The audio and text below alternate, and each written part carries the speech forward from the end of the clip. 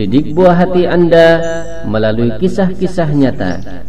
Dengarkan dengan baik kisah ke-14 dengan judul Sarah dan Raja Kafir. Anak-anakku sekalian yang soleh dan yang solehah, kali ini kita akan dengarkan kisah bagus sekali. Oleh karena itu, kalian duduk yang manis dan jangan ramai.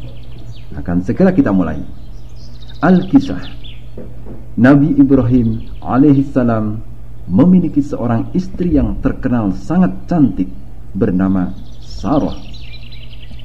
Suatu ketika Nabi Ibrahim dan Sarah pergi untuk berhijrah.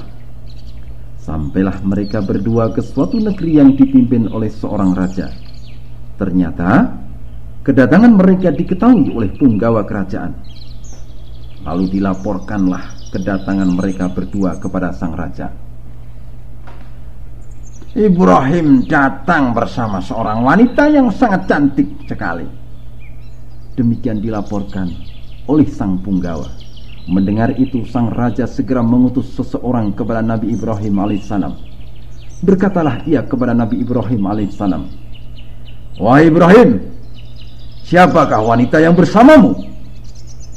Nabi Ibrahim alaihissalam akhirnya pun menjawab, "Saudara perempuanku, anak-anakku sekalian." Demikian tadi perbincangan sang raja dengan Nabi Ibrahim alaihissalam. Setelah orang itu pergi, Nabi Ibrahim alaihissalam berkata kepada Sarah,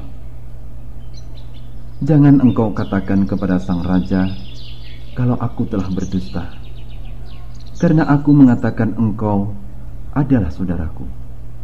Demi Allah, tidak ada yang mukmin di tempat ini kecuali aku dan kamu."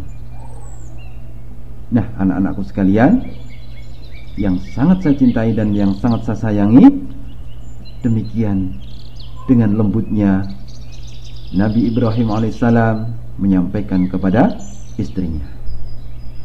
Nabi Ibrahim alaihissalam berkata seperti itu tentang Sarah demi kebaikannya, yakni maksudnya karena memang Sarah adalah saudara Nabi Ibrahim alaihissalam, yaitu maksudnya saudara seiman.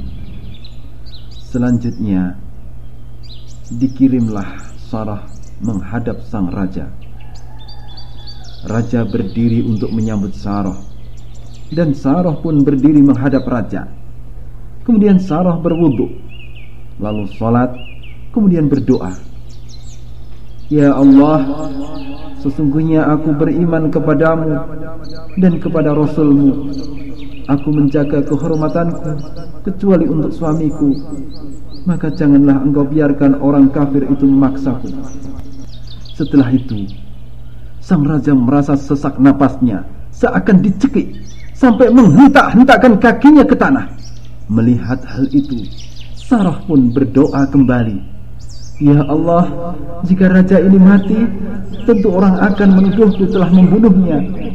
Anak-anakku sekalian yang dirahmati Allah subhanahu wa ta'ala, dengan sebab doa ini maka Allah sembuhkan sang raja. Namun ternyata sang raja kembali mendekati Sarah. Maka Sarah pun kembali berwudu, sholat, kemudian berdoa seperti doa yang pertama, "Ya Allah, sesungguhnya aku beriman kepadamu dan kepada Rasul-Mu. Aku menjaga kehormatanku kecuali untuk suamiku. Maka janganlah engkau biarkan orang kafir itu memaksaku." Anak-anakku sekalian yang dimuliakan Allah subhanahu wa ta'ala, setelah itu sang raja kembali merasa sesak napasnya, seakan dicekik hingga menghentak-hentakkan kakinya. Melihat hal itu, Sarah pun mengulang doanya, "Ya Allah, jika raja ini mati, tentu orang akan menuduhku telah membunuhnya." Lalu sang raja pun kembali sembuh. Demikianlah hal itu terulang hingga ketiga kalinya. Sang raja akhirnya berkata, "Demi Allah, wanita yang engkau kirim kepadaku pastilah setan. Kembalikan dia kepada Ibrahim dan berilah ia budak perempuan." Anak-anakku sekalian yang dimuliakan Allah Subhanahu wa taala, demikianlah kebesaran Allah. Sarah akhirnya selamat dari kejahatan sang raja.